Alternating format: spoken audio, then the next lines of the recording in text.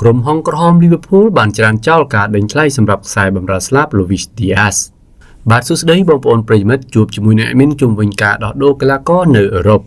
អ្នកកាសែតបារាំង Sebastian Vidal បានរាយការណ៍ថាហុងក្រហមលីវើពូលបានបដិសេធការដេញថ្លៃចំនួន 71.7 លានផោនស្មើនឹង85លានយូរ៉ូពីក្លឹប Al Hilal និង Al Nassr សម្រាប់ Luis Diaz លោក Arne Slot ត្រូវបានគេនិយាយថាបានធ្វើការពិភាក្សាមានភាពវិជ្ជមានជាមួយនឹងខ្សែបម្រើស្លាប់សញ្ជាតិកូឡុំប៊ីដើម្បីបញ្ចុះបញ្ចូលឲ្យគាត់ស្នាក់នៅកីឡដ្ឋាន Anfield បន្តទៀត Luis Diaz បានចូលរួមជាមួយក្លឹបហុងក្រហម Liverpool តាំងពីខែមករាឆ្នាំ 2022 ហើយបានជួយក្រុមឲ្យឈ្នះពានរង្វាន់ក្របខ័ណ្ឌ Premier League ហើយគឺជាពានរង្វាន់ធំទី3របស់គាត់ហើយគាត់បានអបអរសាទរពីភាពអស្ចារ្យជាមួយនឹងមិត្តរួមក្រុមរបស់គាត់ក្នុងអំឡុងពេលដង្ហែពានកាលពីចុងសប្តាហ៍មុនខ្សែបម្រើស្លាប់រូបនេះបានឆ្លុះបញ្ចាំងពីរដូវកាលដ៏មិនអាចបំភ្លេចបានជាមួយនឹងការបង្ហោះលើ Instagram ដែលបានអរគុណមិត្តរួមក្រុមបុគ្គលិកគ្រូបង្វឹកបុគ្គលិកក្លឹបនិងអ្នកគាំទ្រ